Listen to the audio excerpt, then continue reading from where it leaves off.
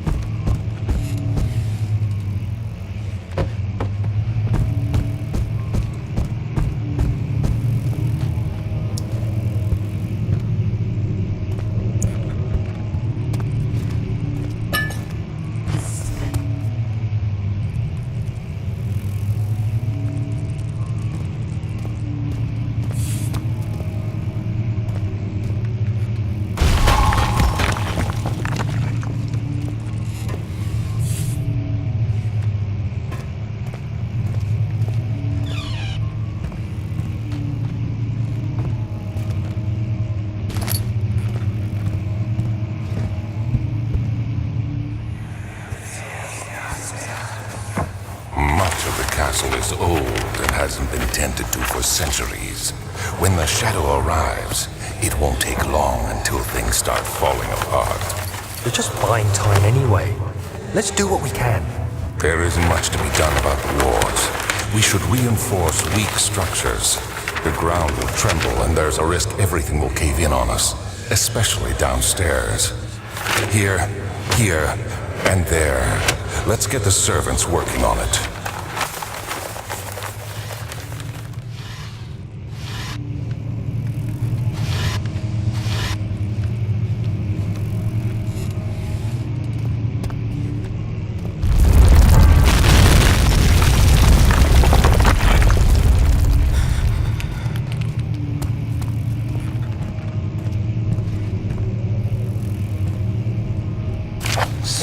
May 1839. My hands tremble as I write. I feel a need to document my tribulation, for I fear that my memory will fail me if I linger. Today, I took some men and ventured into the dark, ancient passage we uncovered. Our torches burned faintly in the murky air as we slowly made our way underground. The men were superstitious and fearful. They argued loudly, and I felt their strange language getting to me. I mustered my strength and yelled at them to continue down the slopes and broken steps. The crudely carved passage confused me. It looked much older than the 4th century structure we had expected. The twisting path emerged into a great antechamber. The walls were lined with statues unlike any I'd ever seen. Despite their unearthly quality, I felt a strange familiarity toward them, which haunts me still. At the far end of the chamber, a great slab of stone sealed off whatever lay ahead.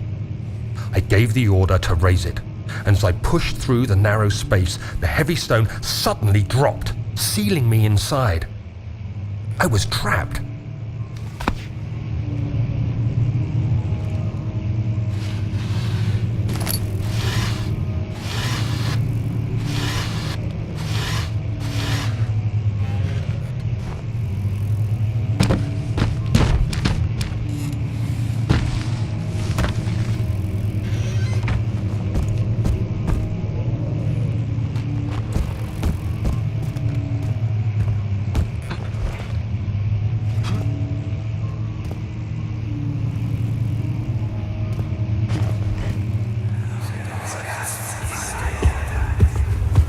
You have to be swift when you activate the first one.